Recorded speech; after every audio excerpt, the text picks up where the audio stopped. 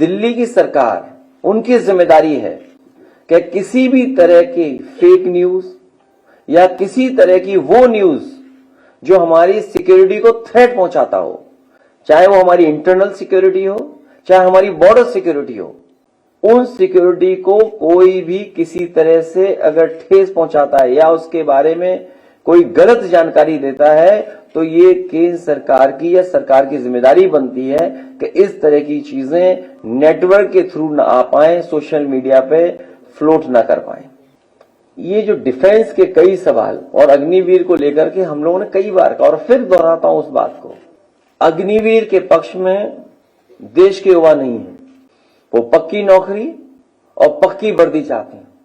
अगर आपका तर्क ये है कि बजट इसमें हमें बचाना है इसलिए हम अग्निवीर व्यवस्था लाए, देश की सुरक्षा के लिए कितना भी बजट खर्च हो जाए हमें उतना बजट खर्च करना चाहिए देश की सुरक्षा के लिए। वैसे तो बीजेपी के नेताओं के अगर आप सोशल मीडिया पे जो पेजेस हैं देखोगे या पैसे देकर के जो चलवाते हैं ये लोग, न जाने कितना पैसा खर्च करते हैं। इस तरह का पैसा सुरक्षा पे खर्च होता तो शायद ऐसी घटनाएं न हो। प्रोपेगेंडा पे खर्च करते हैं बहुत।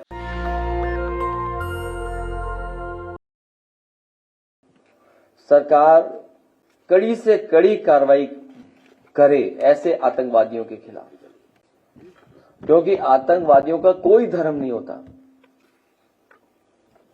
आतंकवादी किसी धर्म के नहीं होते। उनका मुख्य मकसद यही है कि डर पैदा करना, टेरर पैदा करना और देश और प्रदेश का कारोबार को रोकना, वहां के लोगों को तकलीफ पहुंचाना, वहां के लोगों को परेशानी पहुंचाना। जिस तरह हम लोग देख रहे हैं पूरे देश में उसके खिलाफ गुस्सा है जो घटना हुई है। हम अपनी पार्टी की तरफ से राष्ट्रीय प्रमुख महासचिव आदरणीय रामगोपाल यादव जी वो ऑल पार्टी मीटिंग में समाजवादी पार्टी की तरफ से जो जो सुझाव होंगे उस मीटिंग में रखेंगे। किसी भी पॉलिटिकल पार्टी को ऐसी घटना से राजनीतिक लाभ नहीं लेना चाहिए, क्योंकि ये देश का सवाल है, हमारे पूरे हिंदुस्तान, भारत, इंडिया का सवाल है। यहां के लोग मिलकर के, साथ रह करके दुनिया के बराबर चलना चाहते हैं। ये सुझाव भी हमारी पार्टी की तरफ से होगा कि जिस तरीके से सोशल मीडिया पर टारगेटेड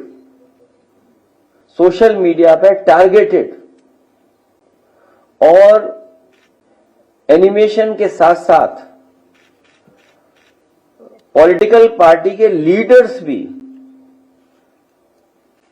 कि समाज में कैसे जहर घोलें या किसी लीडर के बारे में कितना गलत कह सकते हैं या तस्वीरें बनाने की बात, अगर वो भी चल रहा है तो ये भारत सरकार की जिम्मेदारी है कि ऐसी चीजों को रोका जाए। बहुत से विषय इसमें आएंगे, बहुत सी चीजें हम और आप लोग सोशल मीडिया पे देख रहे हैं। ये दिल्ली की सरकार, उनकी जिम्मेदारी है कि किसी भी तरह की फेक न्यूज या किसी तरह की वो न्यूज जो हमारी सिक्योरिटी को थ्रेट पहुंचाता हो, चाहे वो हमारी इंटरनल सिक्योरिटी हो, चाहे हमारी बॉर्डर सिक्योरिटी हो, उन सिक्योरिटी को कोई भी किसी तरह से अगर ठेस पहुंचाता है या उसके बारे में कोई गलत जानकारी देता है तो ये केंद्र सरकार की या सरकार की जिम्मेदारी बनती है कि इस तरह की चीजें नेटवर्क के थ्रू ना आ पाए, सोशल मीडिया पे फ्लोट ना कर पाए। क्योंकि बहुत से विषय, बहुत सी बातें जिस समय घटना हुई उसके बाद मैंने अपनी पार्टी की तरफ से पूरी जो मैं कह सकता था, जो मेरी जानकारी थी या जो मेरा पक्ष था, वो मैंने बाकायदा प्रेस नोट के माध्यम से आप तक पहुंचाया था।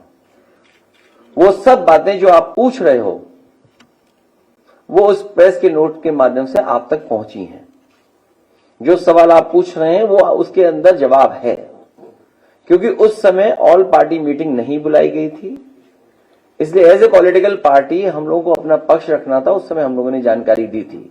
अब क्योंकि मीटिंग होगी, ऑल पार्टी मीटिंग में हम अपने सुझाव देंगे, इसीलिए मैंने कहा कि ये जो सवाल उठ रहे हैं या हम लोगों को और जानकारी जो मिल रही है, उन सबको हम लोग ऑल पार्टी मीटिंग में रखेंगे। ये जो डिफेंस के कई सवाल और अग्निवीर को लेकर के हम लोगों ने कई बार कहा, और फिर दोहराता हूं उस बात को, अग्निवीर के पक्ष में देश के युवा नहीं है। वो पक्की नौकरी और पक्की वर्दी चाहते हैं।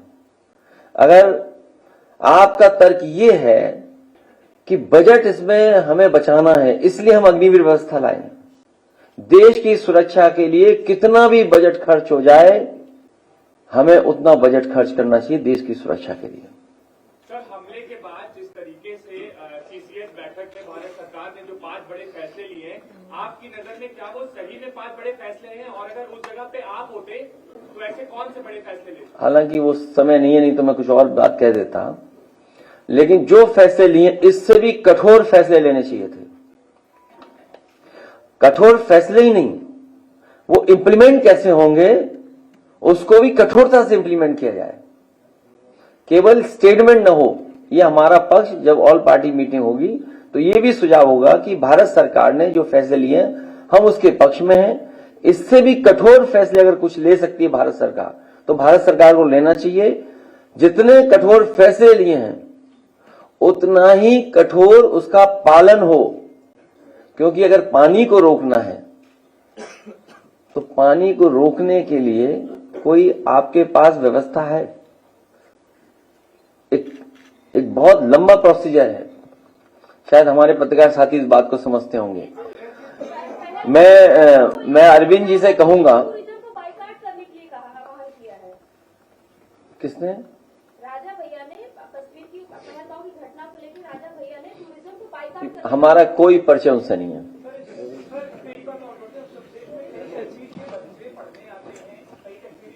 है ना आपके पास?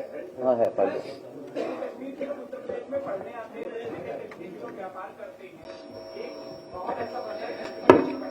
हालांकि मैंने कई बार कई मौकों पर कहा है कि कारोबार हमें जोड़ता है। कारोबार में न जाति होती न धर्म होता है, वो हमें जोड़ता है कारोबार। और हमने आपने देखा है कि लखनऊ ही नहीं पूरे देश में जगह जगह हम एक दूसरे से कारोबार करते हैं। और ये भी हम लोगों ने देखा कि अगर कोई कारोबार करने आया है तो उसके साथ व्यवहार कैसा हुआ है।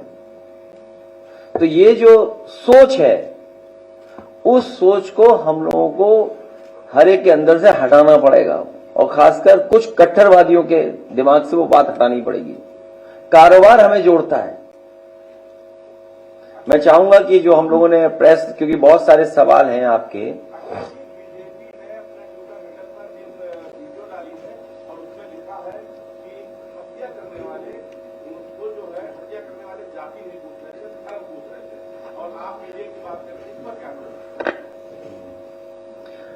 वैसे तो बीजेपी के नेताओं के अगर आप सोशल मीडिया पे जो पेजेस हैं देखोगे, या पैसे देकर के जो चलवाते हैं ये लोग, न जाने कितना पैसा खर्च करते हैं। इस तरह का पैसा सुरक्षा पे खर्च होता तो शायद ऐसी घटनाएं न हो। प्रोपेगेंडा पे खर्च करते हैं बहुत। जो बात आप पूछ रहे हो वही जवाब अभी आपके अरविंद जी जब पढ़ेंगे तो वो आ जाएगा। मैं चाहूंगा कि अरविंद जी वो बात पूरी पढ़ दें।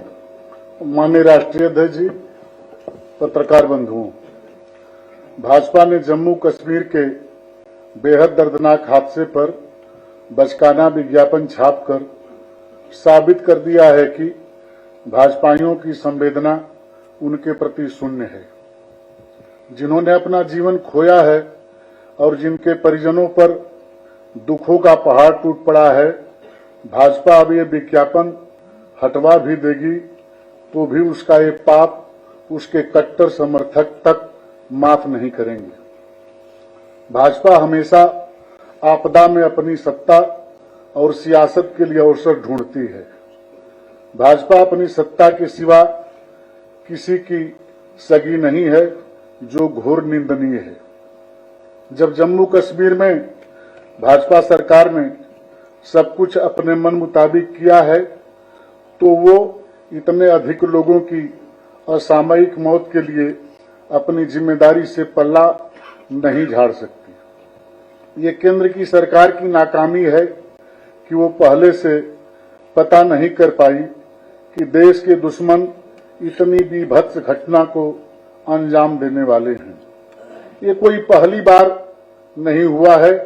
भाजपा सरकार ने अगर पिछले हमलों से सबक लिया होता तो वो पहले से ही सचेत सजग रहती और ऐसे हमलों को रोका जा सकता था, लोगों के जीवन को बचाया जा सकता था। संवेदनहीन भाजपाइयों से आग्रह है कि जिन परिवारों ने अपनों को खोया है उनका दुख दर्द समझकर कम से कम देश की सुरक्षा को तो जुमला न बनाएं। यह असीम दुख की घड़ी है। इसको भाजपाई दिखावटी बैठकों से और झूठी संवेदनाओं से झुठलाने का कुकृत्य न करें। आप भी जानते हो बीजेपी क्या चाहती है। बीजेपी अपना हर स्तर पे किसी न किसी घटना से राजनीति करती है। अभी समय नहीं है, अभी 15 दिन 1 महीने बाद जब राजनीति की बात होगी तो जरूर करेंगे इस विषय पे।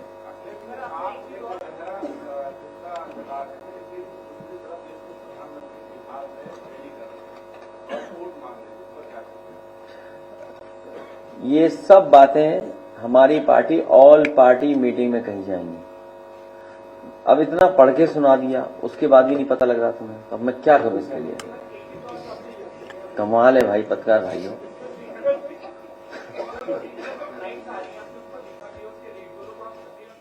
नहीं तो ये इस समय तो वही रेट होना चाहिए था जो अमूमन रेट रहता है। तो यही तो है कि आप जब सबसे ज्यादा जरूरत है लोगों को बाहर निकलने की या वो घर पहुंचना चाहते हैं तो एयरलाइंस भी बताइए महंगा कर रहे हैं। तो ये तो भारत सरकार है या फिर प्राइवेटाइज किया भारत सरकार ने, इसकी वजह से महंगी टिकट खरीदनी पड़ रही है। उसको कोई कंट्रोल ही नहीं है। नहीं, अगर सरकार कंट्रोल बता देगी नहीं है तो इसका मतलब प्राइवेट हाथों में दे दिया सब कुछ, तो वो तो मुनाफा कमाएंगे ही। तो ऐसे समय पे भी मुनाफा कमा रहे हैं, सोचिए इससे खराब और क्या खबर हो सकती है कि उन्हें टिकट महंगी खरीदनी पड़ रही है।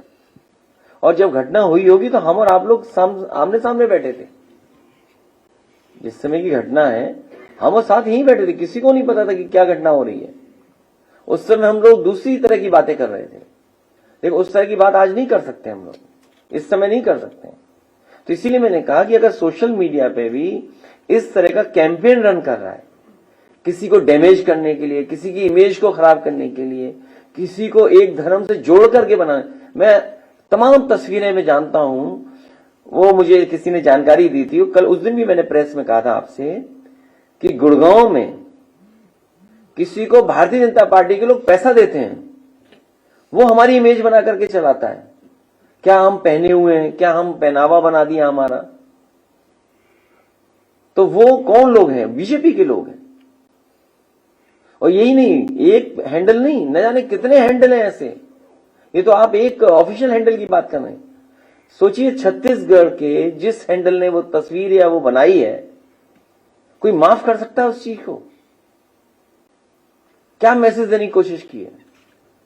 और उनके चुने हुए लोग या हारे हुए लोग क्या भाषा इस्तेमाल कर रहे हैं?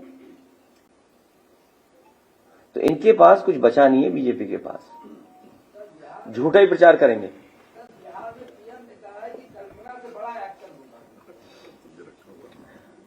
सरकार उनकी है, हम लोग तो चाहते हैं कि टेररिज्म बिल्कुल समाप्त हो जाए। हम लोगों तो उम्मीद और बढ़ी थी जब नोटबंदी का फैसला हुआ था, उससे भी ज्यादा उम्मीद तब बढ़ी थी जब 370 हट रहा था, और उससे भी ज्यादा उम्मीद इसलिए बढ़ी कि सब कुछ अपॉइंटमेंट उन्हीं के हैं, हर फैसला मनमर्जी से लिया गया है।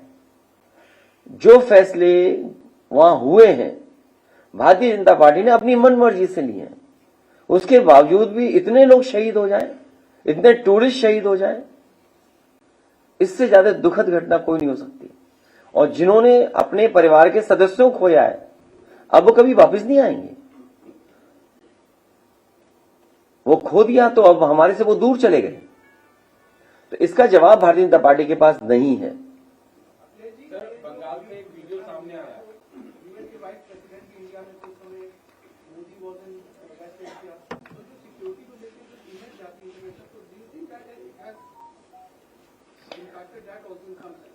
देखिए, इंटरनल सिक्योरिटी और बॉर्डर सिक्योरिटी, इन दोनों मसलों पर पूरा भारत, पूरे पॉलिटिकल लोग एक हो जाते हैं।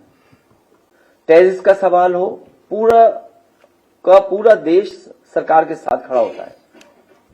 तो आखिरकार जिम्मेदारी तो सरकार की थी, और पूर्व में भी ऐसी घटनाएं हो चुकी हैं। उन घटनाओं से क्यों नहीं सबक सीखा सरकार ने? पूर्व में भी सिक्योरिटी लैप्सेस हुए, पूर्व में भी इंटेलिजेंस फेलियर हुआ है, पूर्व में भी बड़ी बड़ी घटना हुई हैं चुनाव से पहले। उन घटनाओं से सबक क्यों नहीं सीखा? और दुनिया में अगर इस तरह का संदेश जाएगा तो स्वाभाविक है भारत की छवि खराब होगी। नेशनल दस्तक की आपसे गुजारिश है कि अगर इसको बचाना चाहते हैं तो नेशनल दस्तक को सब्सक्राइब करने के लिए रेड कलर के सब्सक्राइब बटन को दबाएं, फिर बेल आइकन की घंटी दबाएं। नेशनल दस्तक को बचाने के लिए बहुत जरूरी है कि हर खबर को शेयर करें, लाइक करें, कमेंट जरूर करें।